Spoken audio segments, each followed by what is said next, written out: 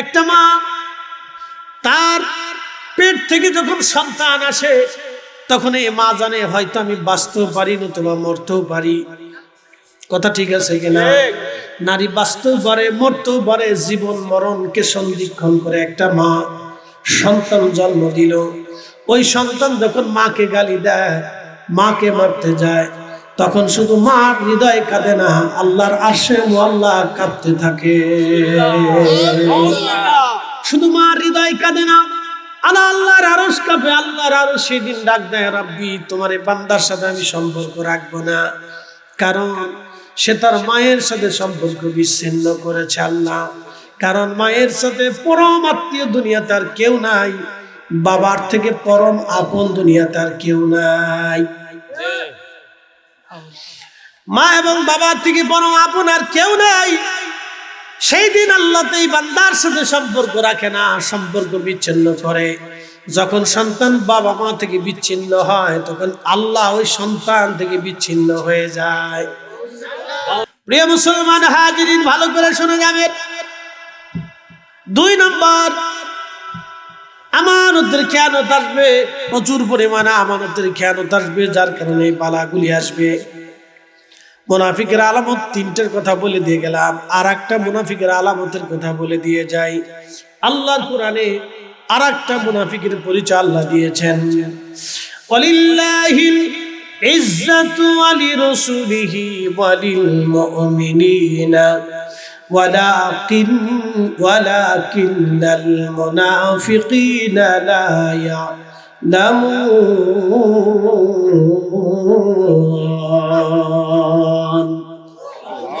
রব্বুল আলামিন বললেন, আমার বান্দারা, ইজ্জত আমি আল্লাহর জন্য, ইজ্জত আমার, সম্মান আমার রাসূলের জন্য, সম্মান আমার ওলিদের জন্য, আমার মুমিনের জন্য। ওয়ালাকিন্নাল মুনাফিকিনা লা ইয়ালামুন, যারা মুনাফিক তারা বুঝে না। এর অর্থ হলো আল্লাহর শানকে যারা খাটো করবে তারা মুনাফিক, আমার রাসূলের শানকে যারা ছোট করে বলবে তারা মুনাফিক। ভূমিকম্প আসবে, মুসিবত আসবে, বালা আসবে, রোগ আসবে, মহামারী আসবে, দুর্ভিক্ষ আসবে। আল্লাহর নবী বললেন 3 নম্বর কারণ হলো আমার উম্মতের মধ্যে যখন ব্যাপকভাবে পিতা মাতার অবাধ্য সন্তান বেড়ে যাবে, পিতা মাতার অবাধ্য সন্তান যখন বেড়ে যাবে, তখন তোমরা ভূমিকম্পের জন্য, টর্নেডো, মহামারী, দুর্ভিক্ষ আর বালার জন্য তোমরা অপেক্ষা করো। বাংলাদেশের দিকে যদি তাকায় দেখেন, আমাদের নেক্সট জেনারেশন এত ভয়াবহ হচ্ছে, তারা মুরব্বি মানে না। ইন্না আকরামাকুম ইনদাল্লাহি আতকাকুম, আমার রব বললেন নিশ্চয় তিনি আমার কাছে সম্মানিত, যার অন্তরে আমি আল্লাহর ভয় আছে তিনি সম্মানিত। একজনের জোরে বলেন সুবহানাল্লাহ। আমি প্রভুর ভয় যার অন্তরে আছে সে সম্মানিত। নবী বললেন ভূমিকম্প আসবে, মহামারী আসবে, টর্নেডো আসবে, বালা আসবে, বিপদ আসবে, আসমান থেকে পাথর নিক্ষেপ হতে পারে, গরম বাতাস পৃথিবীতে প্রবাহিত হতে পারে, এমনকি জমিন ফেটে আগুন বের হতে পারে। আমার উম্মতেরা তোমরা শোনো, 3 নম্বর কারণ নবী বললেন পিতা মাতার অবাধ্য সন্তান জন্ম হবে। প্রচুর পরিমাণে বাবা মার অবাধ্য সন্তান হবে। বাবা মার খেদমত করবে না, বাবা মা থেকে জুদা হবে, বাবা মাকে মারবে, খেতে দিবে না, ওষুধ কিনতে দেবে না। আমাদের দেশের বহু সন্তান আছে বাবা মাকে খেতে দেয় না, বাবা মার একটা ওষুধও পর্যন্ত কিনে দেয় না, একবার ডাক্তারও পর্যন্ত দেখায় না। আল্লাহ নবী বললেন প্রচুর পরিমাণে গান বাদ্যের প্রতি মানুষ আকৃষ্ট হয়ে যাবে, প্রচুর পরিমাণে গান বাদ্যের প্রতি মানুষ আকৃষ্ট হয়ে যাবে। প্রকাশ্যে নারীরা পুরুষ নাচানাচি করবে। ঠিক আজকে যদি আপনি দেখেন যাত্রা পালা যদি হয়, একটা কনসার্টের আয়োজন যদি করা হয়, এদেশের লক্ষ লক্ষ যুবক আর যুবতীরা দেখবেন ওই কনসার্টের সামনে যাইয়া যুবক যুবতীরা দাঁড়ায় আছে, ঠিক কিনা? এইরকম অনেকগুলি কারণে আল্লাহ রাব্বুল আলামিন গজব দুনিয়াতে চাপাবে। গজব আসবে, বালা আসবে, ভূমিকম্প আসবে, গানে গানে বেহাপনা তামাম দুনিয়া সয়লাব হয়ে যাবে। বাংলাদেশে সয়লাব হয়ে গেছে মুসলমান, ঘরে ঘরে ঘরে ঘরে বেহায়াপনা বেড়ে গেছে, ঘরে ঘরে ঘরে ঘরে বেহায়াপনা বাড়ছে। আল্লাহর নবী বলেন আমার উম্মত প্রকাশ্যে জেনা হবে, প্রকাশ্যে মানুষ জেনা করবে, জেনায় মানুষ বাধা দেবে না, প্রকাশ্যে জেনা করবে, প্রকাশ্য জেনা হবে। আপনি যদি দেখেন বোটানিক্যাল গার্ডেন, রমনা গার্ডেন, বাংলাদেশের কোনো গার্ডেনে যে আপনি শান্তি পাবেন না। বিনোদন কেন্দ্রগুলি যদি চলে যান দেখবেন বাহায়াপনা একবারে সয়লাব হয়ে গেছে। এদেশে মদের জন্য, বার হাউসের জন্য, নাচানাচির জন্য লাইসেন্স হয়, পতিতাদের জন্য লাইসেন্স হয়। আমাদের দেশের পতিতাদেরকে এই সরকার, ডক্টর ইউনূস সরকার, তারা পতিতাদেরকে দিয়ে দিছে হলো সম্মানের, শ্রমিকের মর্যাদা। কিন্তু 15 লক্ষ কোরআনের হাফেজকে আজও পর্যন্ত আমরা একটা স্বীকৃতি স্বরূপ রাষ্ট্র একটা সার্টিফিকেট পর্যন্ত দিতে পারে না। কথা বল না কেন? প্রিয় উপস্থিতি হাজিরিন, কারণ এটা তো একটা বিদ্যা নাকি না? এটা একটা কি বিদ্যা? ডাক্তারি শাস্ত্র একটা বিদ্যা, হোমিও চিকিৎসা একটা বিদ্যা, ইউনানি চিকিৎসা একটা বিদ্যা। এই বিদ্যার সার্টিফিকেট রাষ্ট্র দিয়ে থাকে। ইঞ্জিনিয়ারিং বিদ্যা একটা প্রকৌশলী বিদ্যা, সার্টিফিকেট রাষ্ট্র দিয়ে থাকে। বিভিন্ন সাবজেক্টের উপরে রাষ্ট্র সার্টিফিকেট দিয়ে থাকে, স্বীকৃতি দিয়ে থাকে, তাদের সুযোগ সুবিধাও রাষ্ট্র দিয়ে থাকে। কিন্তু কোরআন শরীফ মুখস্থ করে এটাও তো একটা বিদ্যা। তাহলে এই বিদ্যার সার্টিফিকেট কেন রাষ্ট্র দিবে না? অথচ এদেশের সমাজ বিনির্মাণে, সমাজ ভালো রাখার জন্য আলেমরা নিরবিচ্ছিন্নভাবে দিন রাত 24 ঘন্টা পরিশ্রম করে যায়। মানুষদেরকে বুঝায় বুঝায় কত চোর ভালো হয়েছে, কত ডাকাত ভালো হয়েছে, কত খুনি তওবা করেছে, কত জেনাকারী ভালো হয়ে গেছে। কথা বলেন ঠিক কিনা? ভালো করে শুনে যাবেন প্রিয় বন্ধুগণ, ভালো করে শুনে যাবেন আপনারা। তাম দুনিয়া বেহায়াপনা সয়লাব হয়ে যাবে, জেনা প্রকাশ্যভাবে হবে, প্রকাশ্য জেনা চলবে। তার বাস্তব প্রমাণ, জেনাটাকে মুসলমান কোনো গুনার কাজ মনেই করে না। এখন জেনা এত পরিমাণে ছড়িয়ে গেছে, মুসলমান গুনার কাজ মনে করে না। এই জেনার কারণে আল্লাহর আসমান থেকে বালা আসবে। জেনা অধিক পরিমাণে তামাম পৃথিবীতে ছড়িয়ে যাওয়ার কারণে আল্লাহ একটা মহামারী দিয়ে দিছে, এইডস। এই রোগ জীবনেও কোনোদিন ছিল না, আল্লাহ এই রোগটা মহামারী হিসেবে মানুষের মধ্যে দিয়ে দিল। এইডস নামক মহামারী আল্লাহ ছড়িয়ে দিলেন। কেন মানুষ এত পরিমাণে জেনা করে? আর একটা কারণে আল্লাহর আসমান থেকে গজব আসবে। সে কারণের নাম হলো সমকামিতা। পুরুষে পুরুষে সমকাম করবে, নারী নারী সমকাম করবে, বলৎকার করবে। কারের কারণে আল্লাহর আসমান থেকে পাথর নিক্ষিপ্ত হবে, ভূমিকম্প আসবে, মহামারী আসবে, টর্নেডো আসবে, দুর্ভিক্ষ আসবে, বালা আসবে, একটার পর একটা গজব আল্লাহ চাপিয়ে দেবে। এই বলৎকারের কারণে পৃথিবীতে একটা জাতিকে আল্লাহ ধ্বংস করে দিয়েছিলেন। সে জাতির ধ্বংসাবশেষ এখনো দুনিয়াতে আছে। বাহারে মায়ের মরা সাগর জর্দানে এখনো সেটা আছে। হযরত লূত আলাইহিস সালাতু ওয়াস সালাম সেই কওমের বার্তাবাহক ছিলেন। সেই কওমকে তিনি সতর্ক করলেন, বহু বছর দাওয়াত দিলেন, কিন্তু কওম তার দাওয়াত মানলো না। হযরত নূহ নবী তার কওমকে 850 বছর ধরে দাওয়াত দিলেন, কিন্তু দাওয়াত মানলো না। তার কওম শুধু বলতো আল্লাহ যদি চায় তো আল্লাহর গজব দিয়ে দেখা। হ্যাঁ, নূহ আলাইহিস সালামের কওম বলতো আল্লাহ চাইলে গজব দিয়ে দিবে। কওমে লূতের লোকজন বলতো এই লূত, তোর আল্লাহ যদি পারে তো গজব দিতে কও।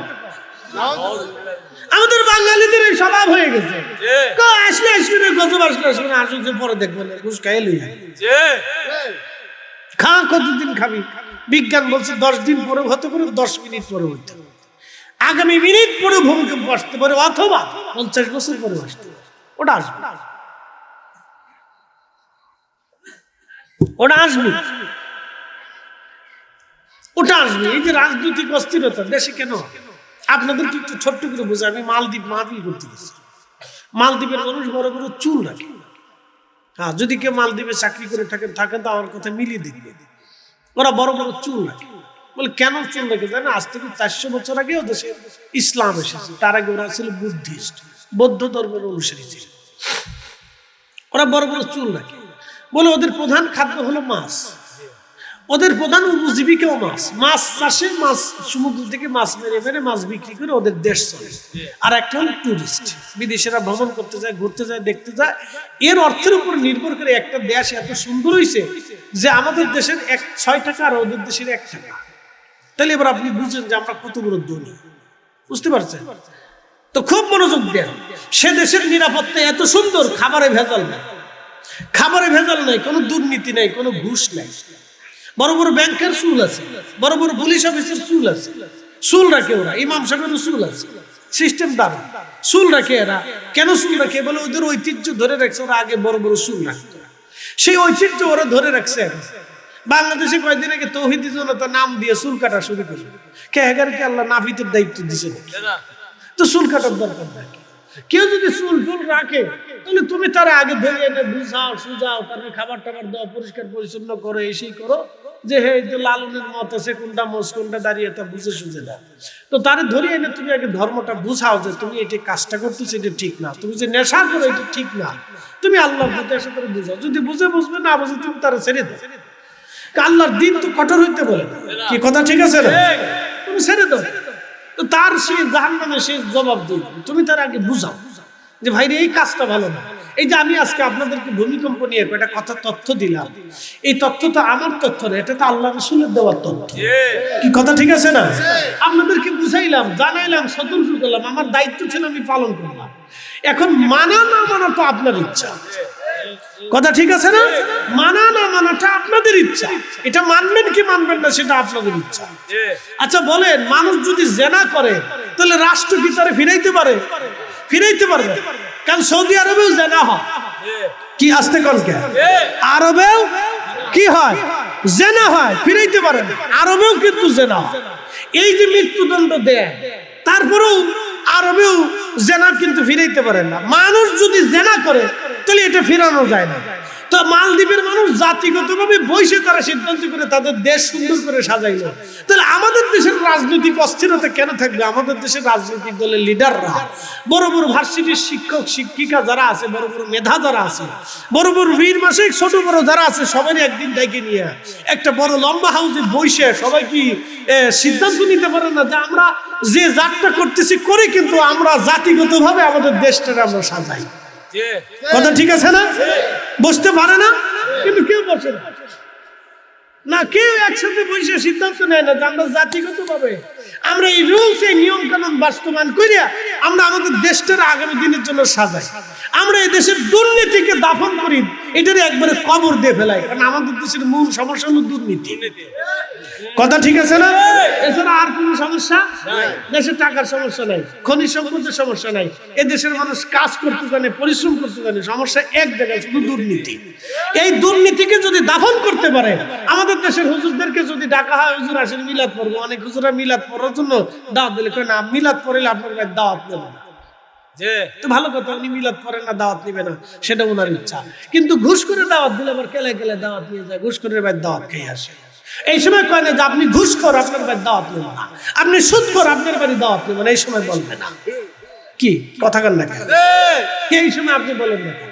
আমরা দেশে সব আলেমরা, পীর মাশাইখরা সব এক জায়গায় বসে, আমরা যদি একটা সিদ্ধান্ত নিতাম যে আপনি মিলাদুন নবী করতেছেন করেন, আপনি সিরাতুন নবী করেন, আপনি ওই মাদ্রাসা দিচ্ছেন দেন, আপনি খতমে বুখারী করেন, আপনি খতমে কোরআন শরীফ দিতেছেন বাড়িতে দেন, আপনি ইসালে সওয়াব করেন, আপনি ওরস করেন, আপনি ইস্তেমা করতেছেন করেন। কিন্তু আসেন আমরা সব আলেমরা মিলে, সব পীর মাশাইখরা মিলে একটা সিদ্ধান্ত নেই দেশ বাঁচানোর জন্য, মানুষ বাঁচানোর জন্য, ইনসাফ প্রতিষ্ঠিত করার জন্য। আমরা ওয়াদা করলাম কোনো ঘুষ করে জানাজা পড়াবো না, কোনো ঘুষ করে বাড়ি দাওয়াত নেব না, কোনো ঘুষ করে টাকা মসজিদ মাদ্রাসায় নেব না।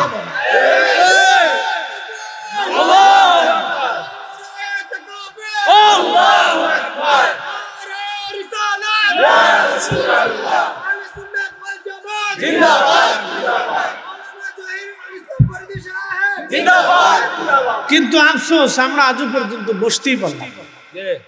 কি কথা ঠিক আছে না? আজও পর্যন্ত আমরা একটা জায়গায় বসে একটা সিদ্ধান্ত নিতেই পারলাম। রাষ্ট্রের জন্য সিদ্ধান্ত নেন, রাষ্ট্রের প্রয়োজনে সিদ্ধান্ত নেন, মিলাদ নিয়ে আপনার সাথে আমার ঝগড়া হবে, সেটা আমি আর আপনি বহস করবো। কি কথা ঠিক আছে না? আপনি কিতাব নিয়ে বসবেন, আমরাও কিতাব নিয়ে বসবো, অসুবিধা নেই। আমরা মহব্বত করে ঝগড়া করবো, আপনি আমার ভাই, আপনি আমার ভাই। মাসলা নিয়ে বিতর্ক, হানাফি, শাফি, মালিক, হাম্বলি, 1450 বছর ধরে আমরা মাসলা নিয়ে বিতর্ক করছি, করি নাই ভাই? 1450 বছর ধরে আমরা এখনো বিতর্ক করি। হারামে যায় দাঁড়াইলে একজনের বুকে হাত দিতে পড়তেছে, আর একজনের নাভির নিচে পড়তেছে, আর একজনের হাত ছাইড়েই দিচ্ছে, আরেকজনের হাত কি করছে, সাইডে দিয়ে দাঁড়াইছে। বলেন হারাম শরীফে কি মারামারি হয়? কেনে কিনে হয় যে তুই হাত চাললি কেন? না, এখানে তো কেনে কিনে হয় না। তাহলে ওখানে যদি কেনে কিনে না হয়, তাহলে আমার দেশে কেনে কিনে হবে কেন?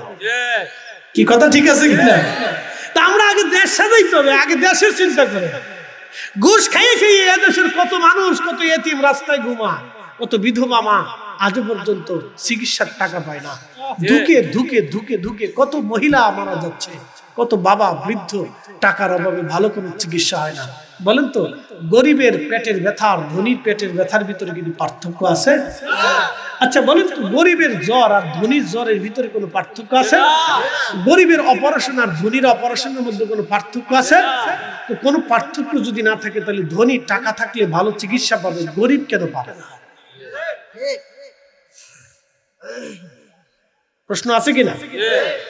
গরিবকে কে চিকিৎসা দিবে? রাষ্ট্র দিবে। আমরা সব আলেমরা মিলে যদি বাইতুল মুকাররমের সামনে না, পার্লামেন্টের সামনে যা বসতাম, যে যতদিন পর্যন্ত গরিবের চিকিৎসা এদেশে একেবারে নিরবিচ্ছিন্ন বলে রাষ্ট্র তার অধিকার বাস্তবায়ন না করবে, আমরা ততদিন পর্যন্ত হুজুররাই পার্লামেন্টের দরজা ছাড়ব না। কি কথা ঠিক আছে না? তাহলে দেখতেন এদেশের মানুষ, সাধারণ মানুষ, কিন্তু আমরা হুজুররাই ভালো আছি। আমরা অধিকারের জন্য হুজুররা আমাদের পার্লামেন্টের সামনে যা বসে দিচ্ছে।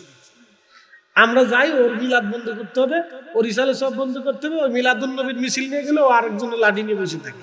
কি হুজুরের হুজুর, পাবলিকে ঢোলে বাজি দেখে দেখছো হুজুররা কি লিখে হুজুররা লাগে। বুঝতে পারছেন?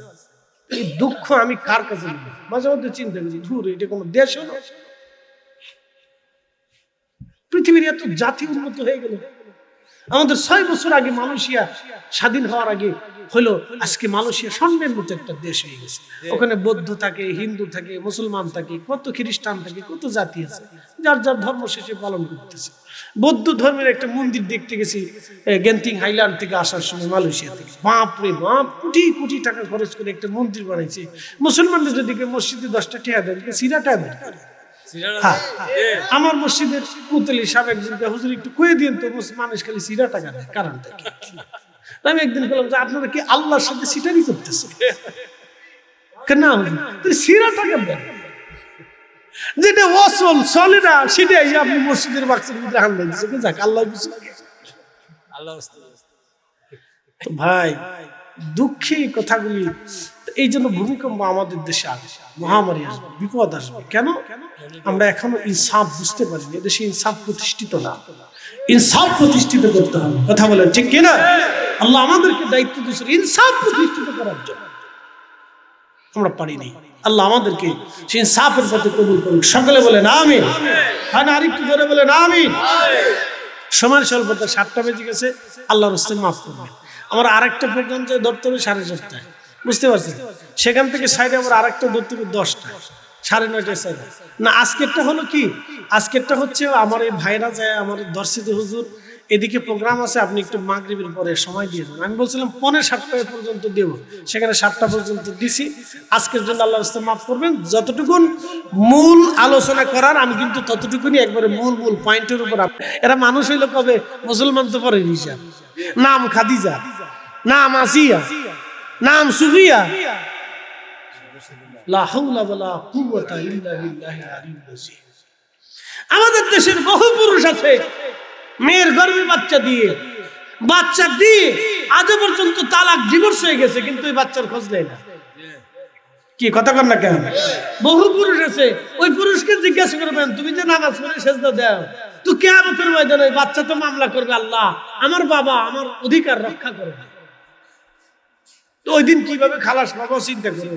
সালাতে তো দাঁড়াইছো মিয়া, নামাজে তো দাঁড়াইছো, হজ তো করতে গেছো, যাকাত তো দিতেছো, কিন্তু বাচ্চার অধিকার তো তুমি রক্ষা করো নাই। ওটা আগে বাঁচবো কিনা আগে চিন্তা করো।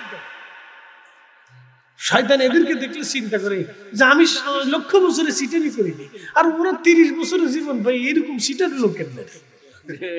হ্যাঁ, শয়তান চিন্তা করে যে ওরা 60 বছরের জীবন ভাই এত বড় সিটার কেমনে? ওদের কাছে আমি ফেল হয়ে গেছি। বুঝতে পারছেন? এগুলি ইসলামের মৌলিক দিকগুলি আমাদেরকে বুঝতে হবে, ইসলামের আসল দিক আমাদেরকে বুঝতে হবে। এই কারণে ভূমিকম্প আসবে, মহামারী আসবে, টর্নেডো আসবে, দুর্ভিক্ষ আসবে, নতুন নতুন বালা রোগ আল্লাহ আপনাদের শরীরে চাপাই দিবে, মানুষের শরীরে চাপাই দিবে। মানুষ ধুকে ধুকে ধুকে ধুকে ধুকে ধুকে মরবে। হ্যাঁ, ধুকে ধুকে কষ্ট পাবে, দিনে দিনে কষ্ট পাবে। আসতে বলেন না ভাই, বলেন না। যদি কোরআন ঠিক থাকে তাহলে ঠিক বলেন, না আবার ছেড়ে বলেন, ঠিক কিনা? যারা রাসূলের শানকে ছোট করে বলবে আল্লাহর কোরআনের দৃষ্টিকোণ থেকে তারা মুনাফিক, কোনো সন্দেহ? এবার আপনার বাপ হলেও মুনাফিক, চাচা হলে মুনাফিক, শ্বশুর হলেও মুনাফিক, বাইতুল মুকাররমের ইমাম সাহেব হলেও মুনাফিক, দারুল উলুম দেওবন্দের ফারেক হলেও মুনাফিক, আজহার থেকে ফারেক হলেও মুনাফিক, বেরেলি থেকে ফারেক হলেও মুনাফিক, সরসিনা থেকে যদি ফারেক হয়ে আসে তাও মুনাফিক, আপনার পীর হলেও মুনাফিক। হিসাব কি? হিসাব কোনো কঠিন কিছু, হিসাব একবারে সহজ। আল্লাহর কোরআনে যেটা বলছে ওটাই ঠিক। আল্লাহ তার রাসূলের শানকে, যারা ইজ্জতকে হানি করবে তারা মুনাফিক। এখন বলেন তো, আমাদের দেশের এক দল আছে 8 টাকার তারাবি বানানোর জন্য যুদ্ধ করতেছে, প্রতিনিয়ত যুদ্ধ করে। বাপরে বাপ, যত দলিল আদিল্লাহ কিতাব আদি মদিনা আজার এই সেই নানান আগর ডাগম বাগর ডিম ঘোড়ার ডিম কত কিছু আছে, এটা সেটা লোক লাগাইয়া ভাস টাহাস এই সেই চ্যালেঞ্জ ফেলেঞ্জ দিয়ে চিৎকার দুৎকার পাই দিয়ে ডলনগর ফিটাইয়া তারা বুঝাইতেছে আমরাই সেরা। তোরা বুঝাইতে চাই যে আমরা 8 টাকার তারাবি বানাইতেই হবে, বুকের উপরে হাত বাঁধতেই হবে, একবারে মুসলমানদেরকে খুব বোঝানোর জন্য উঠে পড়ে লাগছে। আর আমরা তো তারা মুসলমানই মনে করেন, আমরা ডাকে ডাকে কয় বেদাতি। এদের আকীদা হলো রাসূলের আব্বা আম্মা কাফের। এবার আপনি বলেন, তাহলে রাসূলের আব্বা আম্মা যদি কাফের হয় তাহলে নবীজি কি কাফেরের সন্তান? না। আর দলিল লাগবে, আপনি এতটুকুনি বলেন হ্যাঁ অথবা। যদি কহা তুমি কাফেরের সন্তান, তাহলে আপনার সাথে আর আমার বক্তব্য নেই, কারণ আমার বোঝা হয়ে গেছে যে আপনি কোন দলের।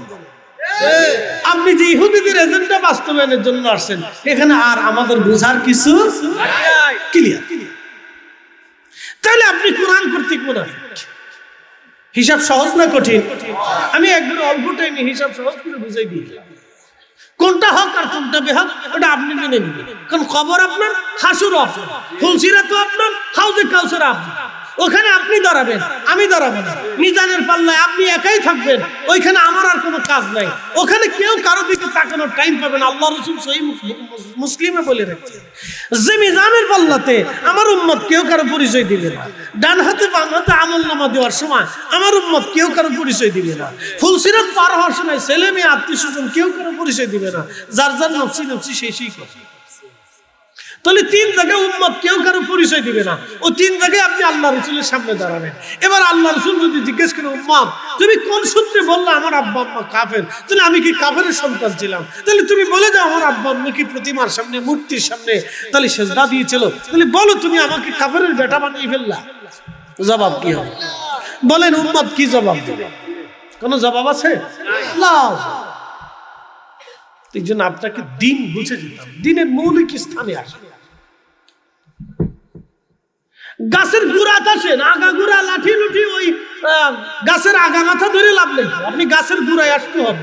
এই গুড়ার নাম আহলে সুন্নাত ওয়াল না, না হয় না, জোরে বলেন আহলে সুন্নাত ওয়াল। আপনি গুড়ায় আসেন, আপনি গাছের মাথায় ধরে ওই ডাল ধরে সিটপিনি ধরে আপনি ঝুলে থাকবেন কেন? ও তো ঝড় আসলে পুরি মরে পড়বে। আপনি গুড়ায় এসে ধরেন, গুড়ায় বসেন, গুড়ায় গুড়ায় গুড়া আসেন, গুড়া গাছের গুড়া মেন জায়গা আসেন, একবার মূল উসুলে আসেন, সেটা নাম আহলে সুন্নাত ওয়াল জামাত। এবার ভালো লাগলে থাকেন, না লাগলে চলে যান, অসুবিধা নেই। এই দেলছায় বহু লোক চলে গেছে, কেউ কাদিয়ে নিয়েছে, কেউ শিয়া হয়েছে, কেউ খারিজ হয়েছে, কেউ রাফিজ হয়েছে, কেউ মুতাজিলা হয়েছে, কেউ আলে মুজাসসিমা হয়েছে, কেউ লামাজুর হয়ে গেছে, কেউ কত ধরনের নাম দাম এই জমাত এই সেই দিয়ে বহুত কিছু দিয়ে তার বিভিন্ন নামে বেনামে ছড়িয়ে ছিটিয়ে বিভিন্ন নাম সাম ছেড়াই দিছে। তাতে আহলে সুন্নাত ওয়াল জামাতের কিছু আসে যায় না। খাজা বাবা আজমিরের তরিকা এখনো আছে, কিয়ামত পর্যন্ত চলবে। কথা কন না কেন? ঠিক আছে কিনা? ওলিরা আগেও ছিল, এখনো আছে, আগামী তো ওলিরাই থাকবে। কোরআন শরীফ মানেন তো আপনি? ইনশাআল্লাহ। তো কোরআনে আল্লাহ ওলিদেরকে বলছে লা খাউফুন, ভয় নাই, ওয়ালা হুম ইয়াহজানুন। এর অর্থ হলো কিয়ামত পর্যন্ত কোরআনের বাণী পৃথিবীতে চলমান থাকবে, কিয়ামত পর্যন্ত আল্লাহর ওলি আসবে। আর ওলি যতদিন আসবে আহলে সুন্নাত ওয়াল জামাত ততদিন থাকবে। সূত্র হিসাব সহ আপনারা একবারে পরিষ্কার করে বুঝাই দিলাম। যদি না বুঝেন তাহলে বুঝবো অঙ্কে কাঁচা, ছাত্র দুর্বল। প্রিয় উপস্থিতি, 3 নম্বর, আমি কি ভুল বললাম? ছাত্র কর্তৃক উস্তাদ মাস্টার অপমানিত, লাঞ্ছিত হয়, বঞ্চিত হয়। আরে টিচার যদি ভুল করে তো ছাত্র তার গায়ে হাত দিতে পারে না। বাবা যদি ভুল করে সন্তান বাবার বিচার করতে পারে, বাবার বিচার চাচাই করবে না দাদাই করবে, সন্তান করতে পারে না। মা ভুল করলে সন্তান মার বিচার করতে পারে না, মার বিচার দাদি করবে না, নানি করবে না, মার খালাই করবে। কি কথা ঠিক আছে কিনা? এগুলো হিসাব সহজ তো। আমাদের জেনারেশন এত ভয়াবহ আসতেছে, আগামী দিন আমাদের জন্য আসলেই সংকেত চলতেছে। আপনারা বলবেন হুজুর আপনারা বুঝেন না। আমরা 1400 বছর ধরে হুজুররা বুঝে নাই। 1400 বছর ধরে এই পৃথিবীর হুজুররা বুঝতো না, বুঝতে না। 1400 বছর ধরে হুজুররা চিল্লি মানুষকে বুঝাচ্ছে, এরা বুঝতো না। এজন্য আমরা বুঝতে পারছি। আমরা মানুষ বুকা শোকা মনে করে, আসলে দুনিয়াতে যারা সৎভাবে চলে মানুষ তাদেরকে বুকাই করে। কথা ঠিক আছে না? দেখবেন ঝগড়া ফাসাদ করে না, বেশি কথাবার্তা কয় না, ও সোজা সাপটার মতো চলে, খাইলে খায়, না খাইলে না পাইলে না খেয়ে থাকবে। ওরা ও সমাজের বুকা শোকা মানুষ। এই শুধু এই আজকে না, হযরত ওয়াসাল কারনীর মানুষ পাগল করত, অথচ দুনিয়ার শ্রেষ্ঠ, একসাথে বলবো আল্লাহু আকবার, ওয়াসাল কারনীকে মানুষ পাগল বলতো। পাগল বলতে মজুদ, পাগল। অথচ আল্লাহ রাসূল তার ফজিলত বর্ণনা করে গেছে। আমার ওয়াইস আল্লাহর কাছে সাবে মুস্তাজাবাতুদ দাওয়া, চাইতে দেরি হবে, আসমান থেকে আসতে দেরি হবে। আল্লাহু আকবার। নবীজি আরো বলে গেছে কিয়ামতের ময়দানে আমার উম্মতের জন্য সুপারিশ করবে, যা চাবে আল্লাহ তা দিয়ে দিবে। সুবহানাল্লাহ। ওয়াইসাল কারনী মানুষ তার পাগল মানত। সৎভাবে চললে মানুষ তাকে বোকা শোকা মনে করে। ঘরের বউ ধুর তোমার মতো স্বামী হয়ে আমি বিপদে পড়ছি, বোকা। বুঝে শুধু সোজা সাপটা মানুষ তার কাছে বিয়ে বসে আমি কিচ্ছু পেলাম না, ভালো একটা শাড়ি পেলাম না, তো বুঝে শুধু না। ঘরের বউ পছন্দ করে না, ফুলা ফেলে আব্বা সারাটা জীবন কি তো করলাম, আব্বাই বুঝে শুধু না, আব্বাই বলো দিন, আব্বাই খুব চুরি করে নাই, আব্বাই ঘুষ খায় নাই, আব্বাই সিটারি করে নাই, আব্বাই বাটপারি করে নাই। কি কথা কর না? ফুলার কা আব্বাই বুঝে শুধু না, বুকা বুকা। ফুলারও বুকা কয়, ঘরের ভিডিও বুকা কয়, বাপ মাও কয় আমার ছেলেটা সুজা সাপটা, ভাই বিরাদার কা আমার ওই ভাইটা একটু বলো দি। গ্রামের মানুষকে হয় আব্দুল করিম আসলেই বলে। বুঝতে পারছেন? সৎভাবে যারা থাকে মানুষ তাদেরকে বুকা বুকা, কিন্তু আল্লাহর কাছে তাদের দাম বেশি। একসাথে করে আল্লাহু আকবার। কার কাছে দাম বেশি? আছে না? তাহলে ভূমিকম্প কি বঙ্গোপসাগরের নিচে দরকার? এইটা বাংলাদেশের মাটির নিচে দরকার। বাংলাদেশ, ভারত আর পাকিস্তান, এই 3টা দেশ এরকম অবস্থা। পৃথিবীর মধ্যে 3টে দেশ খুব ভয়াবহ। এশিয়া মহাদেশের ভিতরে বাংলাদেশ, ভারত আর পাকিস্তান। আর আফ্রিকার দেশের কথা কইলাম, ওরা দিন দুপুরে গুলি করে। হ্যাঁ, মানুষের সামনে গুলি করে। ও কথা কইলাম, এরা যে কত বড় মারাত্মক, এটা ভয়াবহ বলে লাগবে। ওরা মানুষ মেরে গোস্ত খেয়ে ভালো, ওদের কথা বলে লাভ। ওদের চেহারাও যেমন, ওদের মন ওই রকম। এই জন্য ওদের পুরো আফ্রিকাতে কোনো শান্তি নেই। দারিদ্রতা, বালা, মুসিবত, রোগ, শোক, ইডে সিডে পুরো আফ্রিকান ধরা, একবারে পুরো আফ্রিকা। দিন দুপুরে চুরি করে, ডাকাতি করে, খুন করে, রাহাজানি করে, ধর্ষণ করে, এরে মারে হেরে ধরে। ও দেশে কোনো শান্তি নেই। ও মহাদেশটি পুরাটাই ফসা বলে লাভ, পুরে মহাদেশটি ফসা। খুব মনোযোগ দিন। ভালো করে শুনে এটা অত্যন্ত জরুরি। পিতা মাতার অবাধ্য সন্তান দুনিয়াতে পাবে, আল্লাহ এরকম বালা আসাবি মুসিবত যত বেশি হবে, কারণ পিতামাতার সাথে যখন সন্তান পিতামাতাকে কষ্ট দেয়, তখন ওই সন্তান পিতামাতার সাথে জুলুম করে। জুলুম বুঝতেছেন? আমি আপনাকে বুঝাচ্ছি। আল্লাহ নিজেই বিচ্ছিন্ন হয়ে যায়, আল্লাহ তার দায়িত্ব জিম্মা সন্তান থেকে সরিয়ে নিয়ে যায়, তখন শয়তান তাকে পেয়ে বসে, সে জাহান্নামের দিকে চলে যায়। আহা, কত ভয়াবহ! এরকম যখন পার্সেন্টেজ বাড়তে থাকবে, আমাদের দেশে বাড়তে বাড়তে বাড়তে বাড়তে এখন এত পরিমাণে হয়েছে যে বাংলাদেশের হাজার হাজার মা মামলাও করতে পারে না, সালিশ দরবারও ডাকতে পারে না, কিন্তু ঘরের ভিতরে মুখ চেপে বসে থাকে, কথা বলতে পারে না, ছেলে মেয়ের অত্যাচার সহ্য করে। কথা কর না কেন? ঠিক আছে কিনা? ছেলে মেয়ের অত্যাচার সহ্য করে, হাই হাই মা বাবা মরে যাওয়ার পরে জমি জমা ভাগ বাটানো নিয়ে কিলি কিলি মারামারি, মরতে দেরি হয় 3 দিন পরে শুরু হয়ে যায়। আবার এইরকম আছে মরার আগেই, মরে গেছে কবর দেওয়ার আগেই ভাগ বাটানো সেটি বেলা। তাহলে ওই লোকটা সন্তান কর্তৃক কিভাবে নির্যাতিত হয়েছিল আপনি বুঝে নেন। মরার সাথে সাথে ভাগ বাটোয়ারা বুঝিল, তাড়াতাড়ি দিয়ে দিই, বুঝাই দে, তারপর আপনি কবরে ভাড়া। তাহলে এই লোকটা কি পরিমাণে সন্তান কর্তৃক নির্যাতিত হয়েছিল আপনি বুঝেন। এই জন্য আমাদের দেশের মানুষ খুব তাড়াতাড়ি মরে যায়, বেশি দিন বাঁচে। এই টেনশনে, শোকে, ওটা সেটা নানান মুসিবতে এরা জর্জরিত হয়ে এরা আস্তে আস্তে আস্তে আস্তে এটা ধীরে ধীরে শেষ হয়ে যায়। প্রিয় মুসলমান, খুব মনোযোগ দিবেন। না, তুমি ধ্বংস হয়ে যাবা, তুমি ধ্বংস হবা। তাম পৃথিবীতে প্রচুর পরিমাণে গান বাদ্য ছড়িয়ে পড়বে এবং প্রচুর পরিমাণে পুরুষ এবং নারী প্রকাশ্যে তারা নাচানাচি করবে। তার বাস্তব প্রমাণ আমার হাতে যেটা, এটা নতুন প্রযুক্তি। আপনি ইচ্ছা করলে সারা রাত বসে বসেও বেডিতে নাচ দেখতে পারেন। কথা ঠিক আছে না ভাই? ইচ্ছা করলে দেখতে পারেন, কিন্তু যদি না দেখেন তাহলে এটার নাম ঈমান। একসাথে বলবেন আল্লাহু আকবার। ইচ্ছা করলে পৃথিবীর যে কোনো বেহায়াপনা এটাতে আপনি দেখতে পারেন। হ্যাঁ, রাস্তার উপর থেকে সরে যান। কারা? রাস্তার উপরে কারা? তোমরা সরে যাও ভাই, দূরে যাও, একটু দূরে শুয়ে পড়ি। আল্লাহুম্মা সাল্লি আলা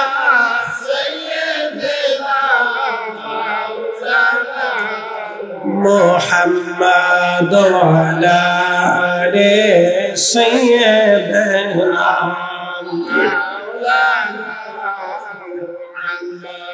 আল্লাহুম্মা সাল্লি আলা মাওলানা মুহাম্মাদ ওয়া আলা আলি সাইয়্যিদিনা।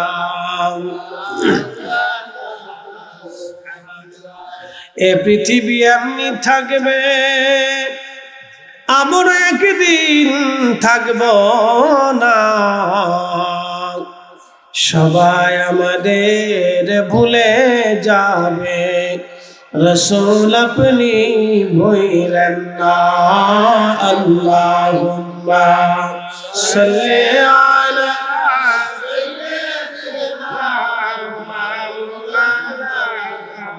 মুহাম্মাদ ওয়া আলা আলি সাইয়্যিদিনা।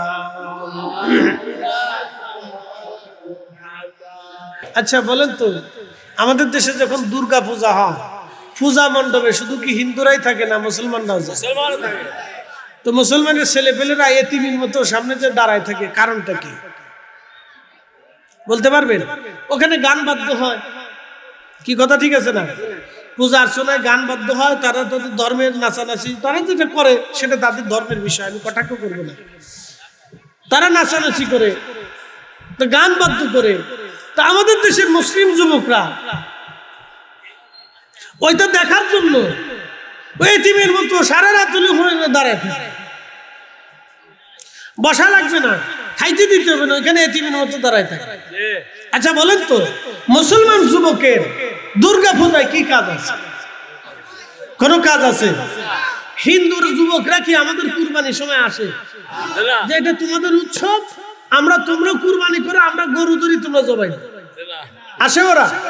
তাহলে আমার উৎসবে যদি মুসলমান না আসে, তাহলে ওদের উৎসবে দুর্গা পূজায় আমার যাওয়ার দরকারটা কি? কি কথা ঠিক আছে না?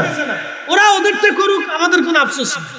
তাদের ধর্ম তার করার অধিকার, স্বাধীনতা রাষ্ট্র দিবে, এটা রাষ্ট্রের অধিকার, তাকে দিতেই হবে, সে এটা করবে, করুক, সমস্যা নেই। কিন্তু আমরা মুসলমানরা তার ওইখানে যে এতিমের মতো দাঁড়ায় থাকতে হবে কি জন্য? লজ্জা করা উচিত, হায়া থাকা উচিত, শরম থাকা উচিত। মুসলমান আসলেই মূলত তার নীতির উপরে নাই, ঠিক আছে কিনা? মুসলমান তার নীতির উপরে নেই, মুসলমান তার নীতির উপরে নেই,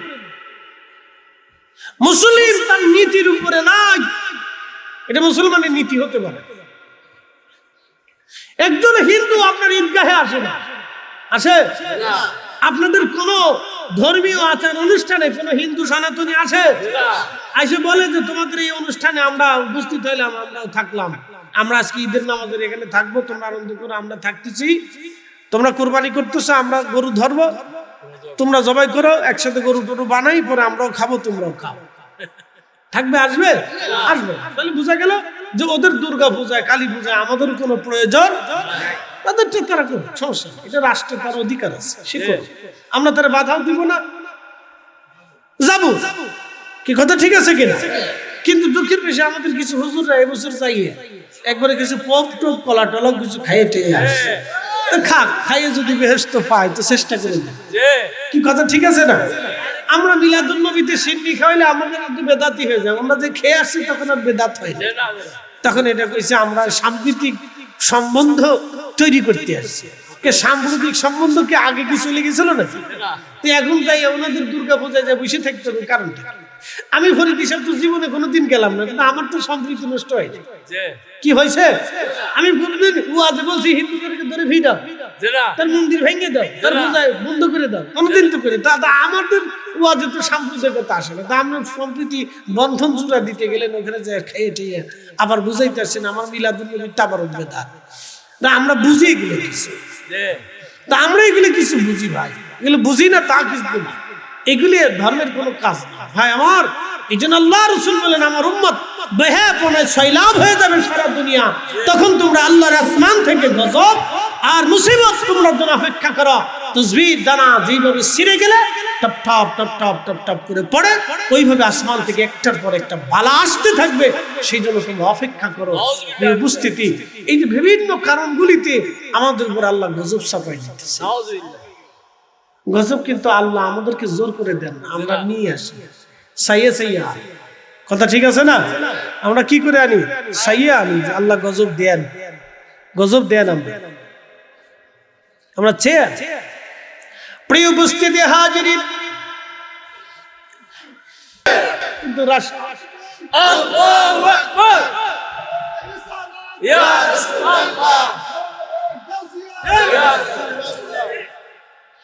এই আলেমদের কারণে কত মানুষ ভালো হয়ে গেছে, তাহলে কেন রাষ্ট্র তাদেরকে একটা সার্টিফিকেট দিবে না? একটা স্বীকৃতি রাষ্ট্র দিলেও তো আমাদের এত কান্নাকাটি করা লাগে, কিন্তু দেয় না। বুঝতে পারছো? তো রাষ্ট্র বুঝায় যে তোমাদের এই কোরআনের চর্চা আমাদের কাছে কোনো মূল্য নাই, রাষ্ট্র বুঝাইতে চায়, নাহলে সার্টিফিকেট দিবে না। সার্টিফিকেট দিতে রাষ্ট্রের কি আছে? অসুবিধা কি? রাষ্ট্র দিবে, দেয় নাই রাষ্ট্র। প্রিয় উপস্থিতি হাজিরিন,